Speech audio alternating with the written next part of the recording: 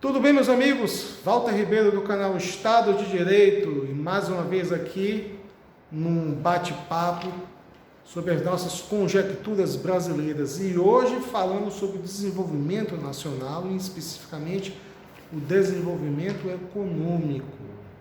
Sem um desenvolvimento econômico, a gente não tem impostos recolhidos, não temos postos de trabalho, porque a maioria dos empregos são gerados pela iniciativa privada, são os empresários, não o governo.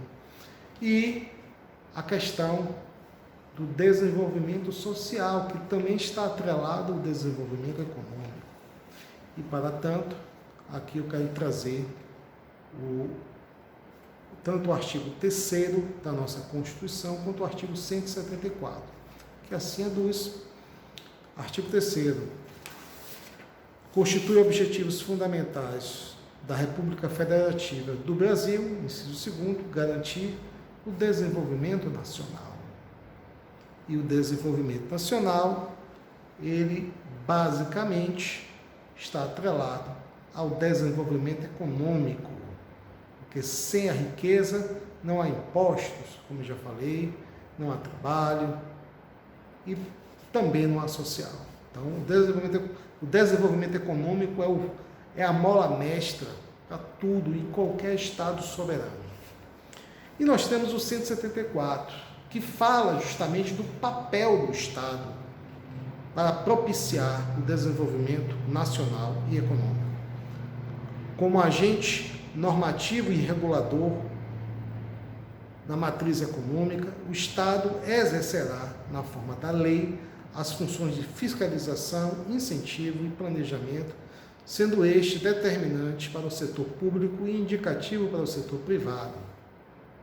E como exemplo, nós tivemos aí, em 2019, a Lei da Liberdade Econômica, 13.874/2019, que facilitou e destravou a abertura de milhares e milhares de pequenas e médias empresas, Brasil afora, cumprindo assim o papel do caput do artigo 174.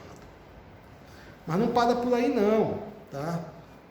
A função do Estado, ela vai muito mais além, ela tem que traçar a estratégia de exploração, de desenvolvimento econômico.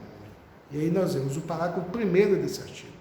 A lei estabelecerá as diretrizes e bases do planejamento do desenvolvimento nacional equilibrado, o qual incorporará e compatibilizará os planos nacionais e regionais do desenvolvimento. Ou seja, o governo federal tem que conversar com os estados para criar uma sinergia de projetos. O projeto principal complementando os regionais e por aí afora. Isso é que um governo capaz e competente e que segue a lei faria e, por certo, fará. Já no parágrafo 2º, fala do cooperativismo, que é uma forma de você colocar sobre o mesmo CNPJ pessoas que até então trabalhavam de maneira autônoma, ou individuais, ou até em regime seletista. A lei apoiará e estimulará o cooperativismo e outras formas de associativismo. E o principal, a questão da exploração das nossas riquezas minerais, nós temos o parágrafo 3º que diz: o Estado favorecerá a organização de atividade garimpeira em cooperativas, levando em conta a proteção do meio ambiente e a promoção econômica e social dos garimpeiros. Ou seja, ao contrário de que dizem por aí, o garimpeiro, né, é o cara que desmata, que destrói a natureza, que polui, entendeu? E infelizmente alguns fazem isso, mas justamente as pessoas que estão fora de uma cooperativa, né, à margem da lei.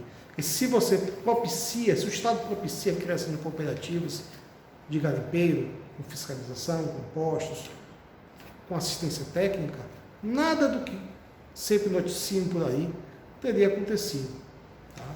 E o parágrafo 4º, as cooperativas a que se refere o parágrafo anterior terão prioridade na autorização ou concessão para pesquisas e lavra dos recursos e jazidas de minerais garimpáveis nas áreas onde estejam atuando e naquelas fixadas de acordo com o artigo 21, inciso 25, na forma da lei. Ou seja,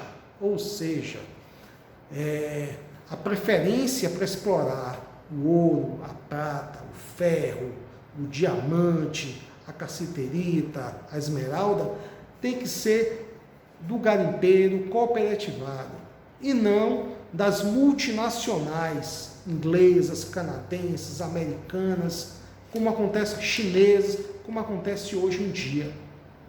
Tudo ao contrário, um desrespeito total à Lei 5.764/71, a Lei 11.685/2008, que é o Estatuto do Garimpeiro, a Lei 12.690/2012, que trata da organização e funcionamento das cooperativas de trabalho ligadas diretamente aos garimpeiros, e o Decreto 227/65, que é o Código de Minas.